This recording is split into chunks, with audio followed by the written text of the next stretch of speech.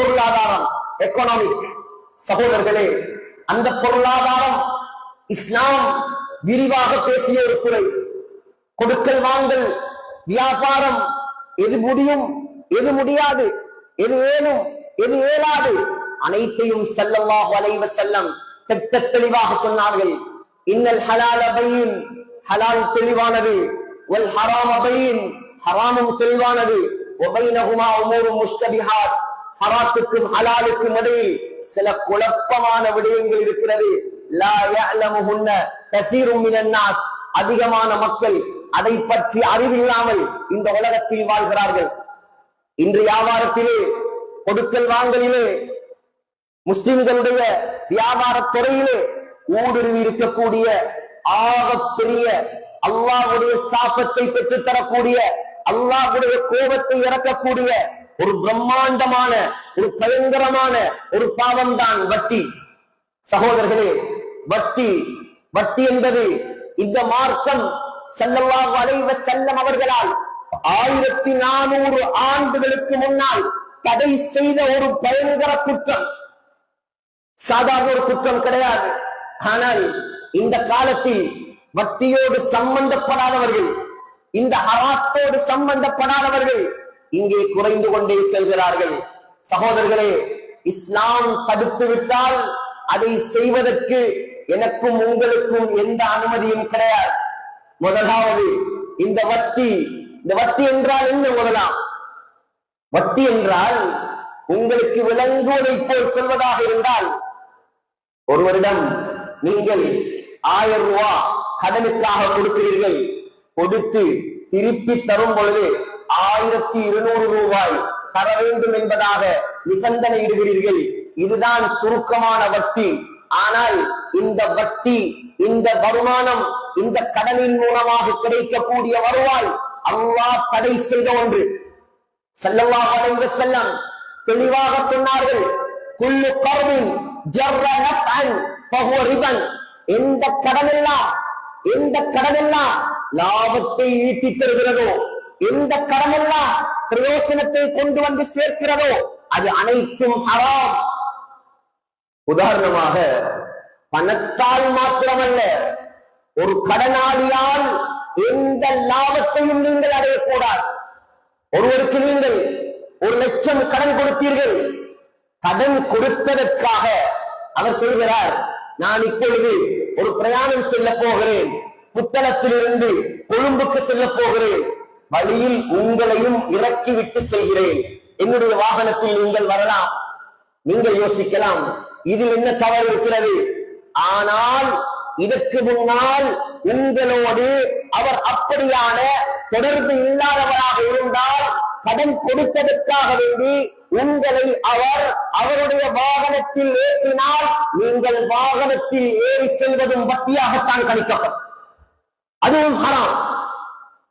ஒரு பிரயோசனம் அடைய முடியாது.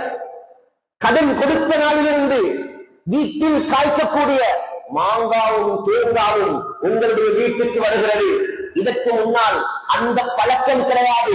அந்த மாங்காவும் வட்டி, அந்த தேங்காவும் வட்டி. இஸ்லாம் இதை முழுதாக வன்முறையாக கண்டிக்கிறது, முழுமையாக தடை செய்கிறது. நீங்கள் கேட்கலாம், 2வது விடயம், முதலாவது வட்டி என்றால் என்னவென்று நான் சொன்னேன்.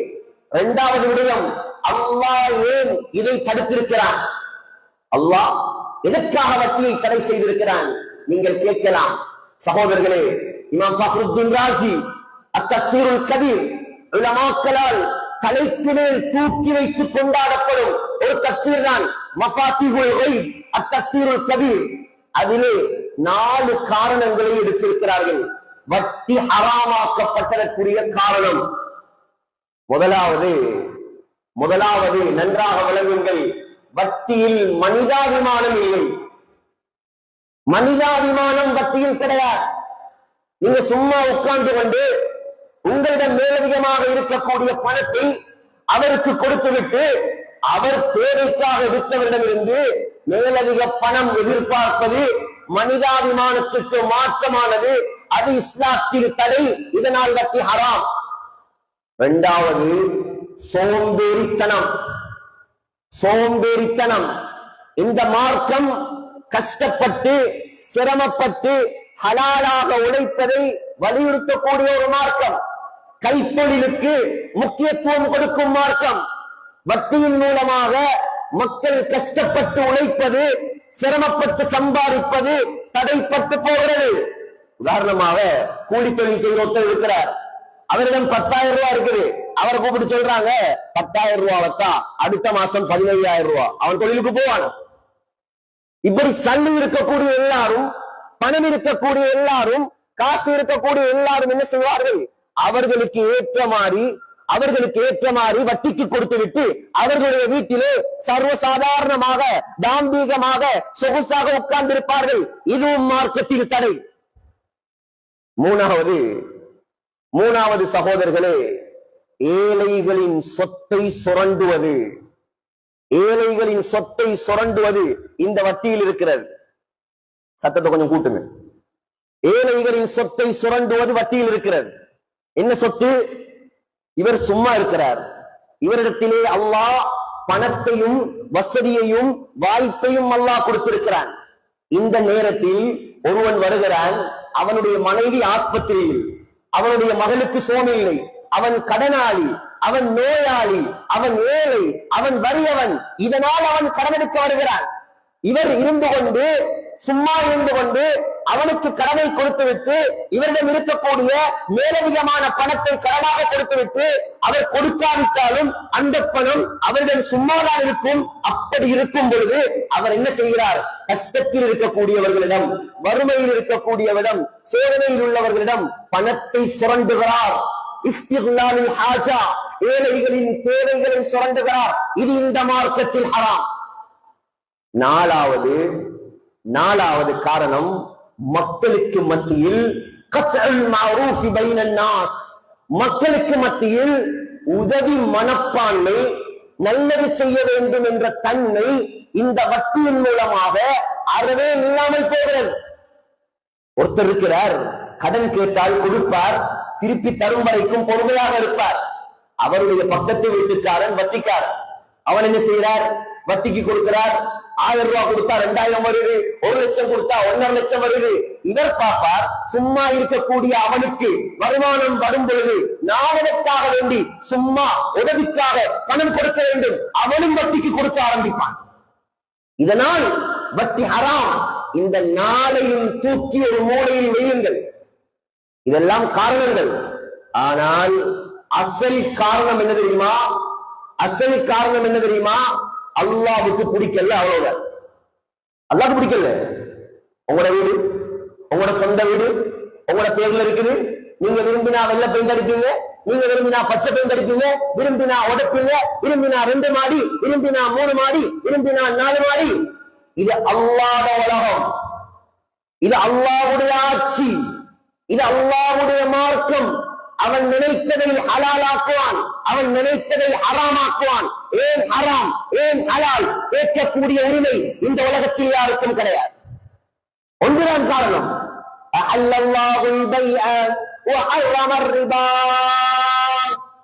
சொல்லிவிட்டான் வட்டி ஹராம், வியாபாரம் ஹலால். அல்லாஹ் ஹராமாக்கி விட்டான், எழுதி விடாதீர்கள். சகோதரர்களே, இந்த காலம் என்ன தெரியுமா? இந்த காலம் வகை வகையான வட்டிகள், எத்தனையோ ஹலால் என்ற பெயரில் வட்டிகள், எத்தனையோ ஏமாற்று மோசடிகள், மக்களுக்கு ஏமாற்றுவதற்காக வேண்டி புது புது பெயரில் வட்டிகளை அறிமுகப்படுத்தி மக்களை ஹராத்தில் ஆழ்த்திக் கொண்டிருக்கிறார்கள். கவனமாக இருங்கள், ரொம்ப கவனமாக இருங்கள். அதிகமாக என்னிடம் வரக்கூடிய ஒரு சட்டத்தை உங்களுக்கு நான் தெளிவுபடுத்துகிறேன். இன்றைக்கு அதிகமான என்னுடைய நண்பர்கள் கேட்கக்கூடிய கேள்வி என்ன தெரியுமா? பழமையாக வரலாறு கேட்பீர்கள். இந்த முறை உங்களுடைய வாழ்க்கைக்கு தேவையான ஒரு பாடம் இந்த மின்பரில் நடத்தப்படுகிறது. ரொம்ப கவனமாக கேளுங்கள், வாழ்க்கையில் அமுல்படுத்தும் நோக்கத்தோடு கேளுங்கள். இல்லை என்றால் இது வீணாக போய்விடும். உதாரணமாக, வட்டி பேங்க்ல ஒருவர் தன்னுடைய நகையை ஈடு வைத்திருக்கிறார். வட்டி பேங்க்ல ஈடு வைக்கிறது ஹராம், நகையை ஈடு வைக்கிறது ஹராம். ஆனால் அவரால் அதை திருப்பி எடுக்க முடியவில்லை. இப்பொழுது ஒரு நண்பர் என்ன செய்கிறார்? அந்த வட்டியிலிருந்து அவரை காப்பாற்றுவதற்காக வேண்டி அவருக்கு பணம் உதவி செய்கிறார். செய்ய இயலுமா? கடன் கொடுக்க இயலுமா? கடன் கொடுக்கலாம். அவர் அந்த ஹராத்திலிருந்து பாதுகாக்கலாம். ஆனா அதிகமாக பணத்தை கொடுக்கிறார்கள். பேங்க்ல நகையை 3 எடுக்கிறதுக்கு பணத்தை கொடுக்கிறார்கள். செய்யற வேலை என்ன தெரியுமா? பணத்தை கொடுத்துட்டு அந்த நகையை நீங்க எங்களுக்கு தரும். பணத்தை கொடுக்குற, கடனை 3 எடுக்கிறதுக்கு கொடுத்துட்டு சொல்ற அந்த நகையை நீங்க எங்களுக்கு விற்கணும். இது ஹராம். தங்கம் கலத்து வியாபாரம். அறுதியாக கூடிய தங்கத்தை கலத்தி எடுப்பது, எடுத்து அவர் யாருக்காவது கொடுத்தா பரவாயில்ல, எனக்குத்தான் நீ விற்க வேண்டும் என்று நிபந்தனை போட்டால் அந்த தொழில், அந்த நிபந்தனை ஹராம். இன்னைக்கு அதிகமானவங்க அதை செய்யறாங்க. அதிகமானவங்க செய்யறாங்க. 1-2 அல்ல, இன்னும் ஒன்று என்ன தெரியுமா? பல சூரத்துகள், அரை மணி நேரம், 3/4 மணி நேரம் கொத்துமாவில் அனைத்தையும் எனக்கு சொல்லி முடிக்க முடியாது. இவர் சும்மா இருக்கிற ஒருவர்த்த இன்வெஸ்ட்மெண்ட்டுக்கு பணம் கொடுக்கிற 50 லட்சம் நீங்க வியாபாரம் செய்றீங்க. அப்துல் ரஹ்மான் ஆஜியார் வியாபாரம் செய்யறார். இப்ப நான் கொடுக்கிறேன் 50 லட்சம் பணம் அவருக்கு கொடுத்து சொல்றேன், லாபத்துல பங்கு தரும். இது அனுமதி இருக்கா? மார்க்கத்துல இருக்கு. எப்படி பங்கு தரும்? விகிதாசார அடிப்படையில் பங்கு. லாபத்தில் 50 லட்சம் அவர்ல, 50 லட்சம் எந்த 50% லாபம் எனக்கு, 50% லாபம் அவருக்கு. அதே போல நஷ்டம் வந்தாலும் அதையும் பொறுப்பெடுக்கிறேன். இன்றைக்கு ஒரு சிலர் வியாபாரம் எப்படி தெரியுமா? 50 லட்சத்தை கொடுத்து சொல்ற, எனக்கு மாசம் 1 லட்சம் ரூபாய் நீங்க ப்ராஃபிட் தரணும். பச்சஹரா. இதுக்கு அனுமதி. தொகையை குறிப்பிட்டு சொல்வதற்கு உங்களுக்கு அனுமதி இல்லை. கூடும் குறையும், லாபம் வரும், நஷ்டம் வரும், ரெண்டையும் பொறுப்பெடுப்பதற்கு நீ தயாராக இருந்தால்தான் முபாரபா பங்குடைமை வியாபாரத்தில் நீ இறங்க வேண்டும்.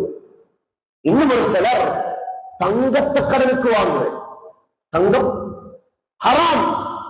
ஒரு நிமிஷம் கூட தங்கத்தை கடனுக்கு வாங்கவோ விற்கவோ இந்த மார்க்கத்தில் அனுமதி கிடையாது. உதாரணமாக நகை வாங்க போறார், 5 லட்சம் ரூபாய் நகை, 4 லட்சம் தான் கையில் இருக்கு.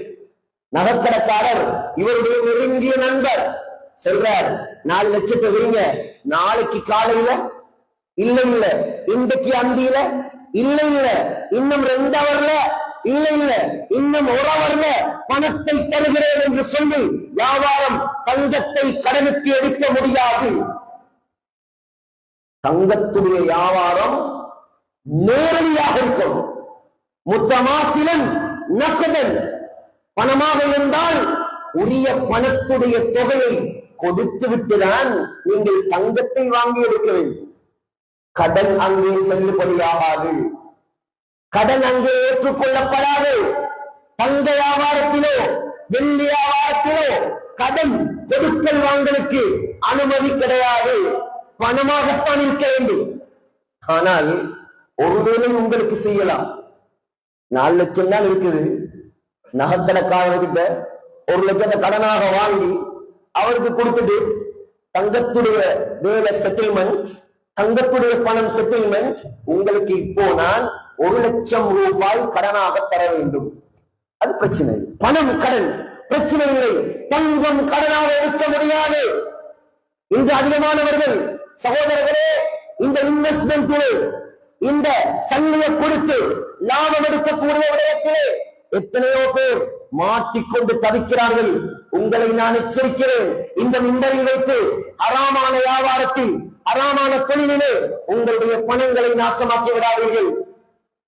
ஸல்லல்லாஹு அலைஹி வஸல்லம் சொன்னாங்க, லயத்தியன்ன அலன் நாஸி ஸமான், ஒரு காலம் வரும், மக்கள் மீது ஒரு காலம் வரும், முழு பேரும் வட்டிக்குள் மாட்டிக்கொள்வார்கள். முழு பேரும் வட்டிக்குள் மாட்டிக்கொள்வார்கள். அப்படி வட்டி அவர் எடுக்கவில்லை என்றாலும் அஸாபஹு மின் குபாரிஹி, அபூதாவுதுல வருது, வட்டியுடைய புகையாவது அவர் மீது வந்து படும் என்றார்கள். இன்று நாம் விரும்பியோ விரும்பவில்லையோ கரண்ட் பில்லிலும் வட்டி, தண்ணி பில்லிலும் வட்டி, கொஞ்சம் லேட்டாகினால் வட்டி, விருப்பம் இல்லாமல் எதிர்பார்க்காமல் எத்தனையோ பேர் வட்டியை கட்டிக் கொண்டிருக்கிறார்கள். அவ்வளவு பயங்கரமான பாவம், அவ்வளவு தவிர்த்து கொள்ள முடியாத ஒரு மோசமான ஒரு பாவமாக இந்த வட்டி மாறிவிட்டது. சகோதரர்களே, அல்லாஹ்வின் நல்லடியார்களே, சொன்னார்கள் ஸல்லல்லாஹு அலைஹி வஸல்லம், எவ்வளவு பயங்கரமான பாவம் தெரியுமா, எவ்வளவு எச்சரிக்கையான பாவம் தெரியுமா? சொன்னார்கள் ஸல்லல்லாஹு அலைஹி வஸல்லம், அர்ரிபா, வட்டி இருக்கிறது, 70 ஹௌபன், வட்டிக்கு 70 படித்தரங்கள் இருக்கிறது. அதில் ஆக குறைந்தது என்ன தெரியுமா? ஐயத்தியர் ரஜுல் உம்மஹு, இப்னு மாஜால வரக்கூடிய சஹீஹான ஹதீஸ். வட்டியில் ஆக குறைந்த பாவம் ஒரு மனிதன் தன்னுடைய தாயோடு விபச்சாரம் செய்வதற்கு சமம். இதை விட கேவலமான ஒரு வார்த்தை வேணுமா? யாராவது விரும்புவார்களா தாயோடு சேர்வதற்கு? அதை விட கேவலமான ஒரு பாவம் இந்த உலகத்தில் இருக்குமாக இருந்தால் அது வட்டி என்றார்கள் ஸல்லல்லாஹு அலைஹி வஸல்லம். முஸ்னத் அஹ்மதுல வருகிறது. இதெல்லாம் இந்த மிம்பரை சாட்சியாக வைத்து நாம் எட்டி வைக்கிறோம். நன்றாக கேளுங்கள், நன்றாக விளங்கிக் கொள்ளுங்கள். முஸ்னத் அஹ்மதுல வருகிறது. சொன்னாங்க ஸல்லல்லாஹு அலைஹி வஸல்லம், திர்ஹமு ரிபன், திர்ஹமு ரிபன், எங்கட பாசையில சொல்றேன்டா, ஒரு ரூபா காசு வட்டி, யக்குலுஹு ரஜுலு வஹுவ யஅலம், தெரிந்து கொண்டு அறிந்து கொண்டு ஒரு ரூபாய் வட்டி சாப்பிடுவது இருக்கிறது. சொன்னார்கள், அஷத்து மின் 36 ஜன்யத்தன், 36 தரம் விபச்சாரம் செய்வதை விட ஒரு ரூபாய் வட்டி எடுக்கிறது பயங்கரம் என்றா. 36 தரம் விபச்சாரம்.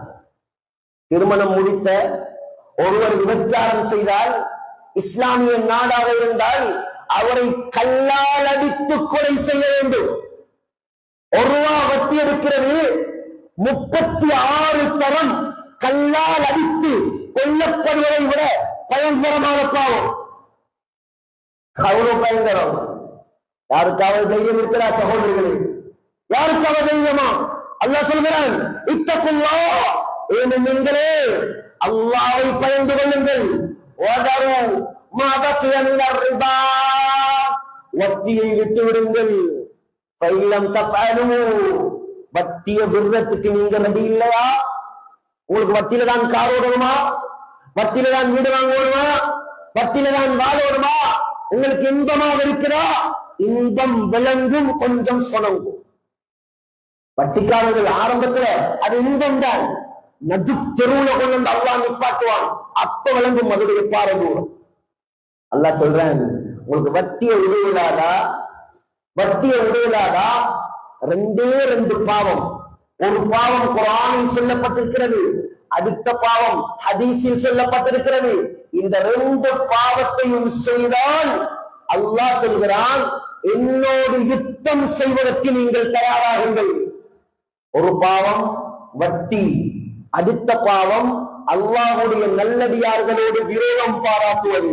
இந்த 2 பாவத்துக்கு தான் அல்லாஹ் சொல்கிறான், ஃபஅதனு பிஹர்பின் மினல்லாஹி வ ரசூலி, என்னோடும் என்னுடைய நபிகள் நாயகத்தோடும் யுத்தம் செய்வதற்கு நீங்கள் தயாராகுங்கள். யாரு கேளும் சகோதரர்களே, இந்த ஆயத்துக்கு கீழ் தஃசீர் இப்னு கஸீரிலே இப்னு அப்பாஸ் ரலியல்லாஹு அன்ஹு சொல்கிறார்கள், கியாமத்துடைய நாளையில், அந்த மறுமை நாளையில் நம்மை எழுப்பி நிப்பாட்டி வட்டிக்காரனை எடுத்துக் கொண்டு வரப்பட்டு, ஏற்கனவே அவன் பைத்தியமாகத்தான் எழுப்பாட்டப்படுவான். குர்ஆன் அவர்கள் யதஹப்பத்துஹு ஷைத்தானு மினல் மஸ், பேய் பிடித்தவனைப் போல, ஜின் பிடித்தவனைப் போல, ஷைத்தான் பிடித்தவனைப் போல பைத்தியக்காரனாகலாம் கியாமத்துடைய நாளையில் வட்டிக்காரன் எழுப்பாட்டப்படுவான். சகோதரர்களே, அந்த நிலையில் இவரை கொண்டு வரப்பட்டு இவருடைய கையிலே ஒரு வாளை கொடுத்து, ஹாரிபில்லாஹ வ ரசூலா கமா குன்த துஹாரிபுஹுமா ஃபித் துன்யா, உலகத்தில் வட்டியை எடுத்து அல்லாஹ்வோடு யுத்தம் செய்வதற்கு நீ தயாராகினால், அதே போல இந்த கியாமத்துடைய நாளையில் இதோ வாளை பிடி, அல்லாஹ்வோடு யுத்தம் செய். சொல்லப்பட்டால் எப்படி இருக்கு கேளுமா? உடுப்பில்ல, செருப்பில்ல, நிழல் இல்ல, சொந்த ஊர் இல்ல, குடிக்கிறதுக்கு தண்ணி இல்ல, மனைவியே உதவிக்கு இல்ல, பிள்ளைகளே உதவிக்கு இல்ல, பெத்த தாய் தகப்பனே காணல, யாரை கூட்டிக் கொண்டு அல்லாஹ்வோடு யுத்தம் செய்வதற்கு நீ தயாராகுவாய்? சைன் வைப்பவர்கள், சாட்சியாக இருப்பவர்கள் முழு பேரும் வட்டிக்காரர்கள். சொன்னார்கள், வட்டி சாப்பிடுவன் நாசமா போகட்டும். நான் அல்ல, ஸல்லல்லாஹு அலைஹி வஸல்லம் சொன்னார்கள், வட்டிக்கு கொடுப்பவன் நாசமா போகட்டும். வட்டியை எழுதுகிறானே அவனும் நாசமா போகட்டும். வட்டிக்கு சாட்சியாக வருகிறானே அவனும் நாசமா போகட்டும். யார் வட்டி கடைகளில் வட்டிக்கு சைன் வைக்கிறீங்களோ உங்களை எச்சரிக்கிறேன், நீங்கள் அல்லாஹ்வோடு யுத்தம் செய்வதற்கு சைன் வைக்கிறீர்கள். லேசான சைன் அல்ல. ஒரு சிலர் கட்டடங்களை கட்டி வட்டி கடைகளுக்கு வாடகை கொடுத்திருக்கிறாங்க. நீங்க வட்டி கடைக்கு வாடகை கொடுக்கலங்க, அல்லாஹ்வோடு யுத்தம் செய்யக்கூடியவர்களுக்கு வாடகை கொடுத்திருக்கிறீர்கள். உங்களுக்கு வரக்கூடிய வருமானம் பச்சாரம். ஆகையால் இது எச்சரிக்கை பயங்கரமானது, ரொம்ப மோசமானது. மடவாக்குளம் என்பது ஒரு முன்மாதிரியான ஊர், ஒரு கட்டுப்பாடான ஊர். ஒரே ஜுமா பள்ளிக்கு கீழ் அழகான மதரசாக்கள், அழகான மக்கள், ஒழுக்கமான மக்கள் ஜுமாவுக்கு மிம்பரில் ஏறும் பொழுது பள்ளிவாசல் முறையாக நிறைந்து விடுகிறது. உங்களுக்கு நாம் அன்பாக சொல்லக்கூடிய விடயம்தான் நேரம் முடிந்து கொண்டே வருகிறது. நிறைய விடயங்கள் நினைத்து வந்தேன், ஆனால் நேரம் கொடுக்கவில்லை. உங்களுக்கு நாம் சொல்லக்கூடிய அன்பான ஒரு எச்சரிக்கை, தயவு செய்து தெரியாத வட்டிகளில் காலை வைத்து விடாதீர்கள். அப்படி வைத்தால் நீங்கள் நன்றாக ஞாபகம் செய்து கொள்ளுங்கள், நீங்கள் முதலாவது அல்லாஹ்வோடு யுத்தம் செய்வதற்கு தயாராகிவிட்டீர்கள். இரண்டாவது 36 தரம் விபச்சாரம் செய்வதற்கு தயாராகிவிட்டீர்கள். மூணாவது தாயோடு சேர்வதற்கு தயார். நாலாவது கியாமத்துடைய நாளையில் மௌத்தா போனதற்கு பின்னால் பைத்தியக்காரனாக எழுப்பாட்டப்படுவதற்கு தயார். நான் சொன்ன எதுவும் என்னுடைய புறத்தால் அல்ல, பலகீனமான ஹதீஸும் அல்ல, அவ்வளவும் ஆதாரபூர்வமானது. ஆகையால் சிந்தியுங்கள் சகோதரர்களே, பணம் வரும் போகும், பணம் இன்று இருக்கும், நாளை சென்றுவிடும். கபரை மூடினால், கண்ணை மூடினால் நம்முடைய எந்த பணமும் நமக்கு எந்த உதவியும் செய்யாது. அல்லாஹ்வுக்காக வாழுங்கள், அல்லாஹ் சொன்ன முறையில் வாழுங்கள், தொழுகைகளை பேணுங்கள், ஹராத்தை விட்டுவிடுங்கள், பள்ளிவாசலுக்கு நேரம் கொடுங்கள், ஹலாலாக சம்பாதியுங்கள், வட்டி பொழப்பு நடத்தாதீர்கள், வட்டியில் இன்பம் காணாதீர்கள். அல்லாஹ் அழிப்பேன் என்று சொன்னால் அழித்தே தீர்வான், அதில் எந்த சந்தேகமும் கிடையாது. உலமாக்களை அணுகுங்கள். தெளிவில்லை என்றால் தயவு செய்து உங்களுடைய வியாபாரத்தை முழுமையாக சொல்லி, எத்தனையோ உலமாக்கள் இருக்கிறார்கள், எத்தனையோ மதரசா மாணவர்கள் இருக்கிறார்கள், சிறப்பான உலமாக்கள் இருக்கிறார்கள், அணுகி உங்களுடைய வியாபாரத்தை கொஞ்சம் சொல்லுங்க. இதுதான் என்னுடைய வியாபாரம், நான் செய்யக்கூடிய வியாபாரம் ஹலாலா ஹராமா வட்டியா கேளுங்கள், தீர்க்குங்கள். ஏன் தெரியுமா? கியாமத்துடைய நாளையில உங்களோட தொழிலால மாற்றிக்கொள்வது நீங்க மட்டுமல்ல, உங்களோட படைவி, உங்களோட பிள்ளை, உங்களோட தாய் முழு பேருக்கும் ஹராத்தை சாப்பிட கொடுத்தால் அவ்வளோ பேரும் கியாமத்துடைய நாளையில் உங்களுக்கு எதிராக வருவார்கள். ஆகையால் சகோதரர்களே, யாராவது அப்படி இருக்க மாட்டீர்கள், யாராவது வட்டியில் தொடர்பில் இருந்தால் தயவு செய்து இந்த ஜுமாவை முடித்துவிட்டு வீடு செல்வதற்கு முன்னால் இந்த பள்ளியிலேயே 2 ரக்காத் தொழுது வட்டிக்கு தௌபா செய்து விடுங்கள். தௌபா செய்துவிட்டு வீட்டுக்கு செல்லுங்கள். சகோதரர்களே, அல்லாஹ்வுக்காக விடுங்கள். ஒரு அரபி ஹுத்பாவிலே மஹ்மூதுல் ஹசனாத் என்ற பெரும் பிரபல்யமான ஒரு ஆலிம் அவர் சொல்ல நான் கேட்டேன், அல்லாஹ்வுக்காக ஒரு வட்டி பேங்கிலே தொழில் செய்த ஒரு மேனேஜர் வட்டி தொழிலை விட்டார். இன்று அல்லாஹ் அவரை ஹாஃபிஸாக்கி, ஆலிமாக்கி, மிம்பரில் ஹுத்பா ஓதக்கூடிய ஒரு ஹத்தீபா ஆக்கி வைத்திருக்கிறார். ஹராத்தை விட்டார் அல்லாஹ்வுக்காக. அல்லாஹ் முழு உலக மக்களுக்கும், முழு ஊர் மக்களுக்கும் ஹலாலை தெளிவுபடுத்தும் ஒரு சிறந்த ஹத்தீபாக மாற்றி இன்றும் ஹுத்பா ஓதிக் கொண்டிருக்கிறார். ஆகையால் அல்லாஹ்வுக்காக நீங்கள் எதை இழப்பீர்களோ அல்லாஹ் அதை விட சிறந்ததை உங்களுக்கு தருவார். எனவே எல்லாம் வல்ல அல்லாஹ் நம் அனைவரையும் மன்னிப்பானாக.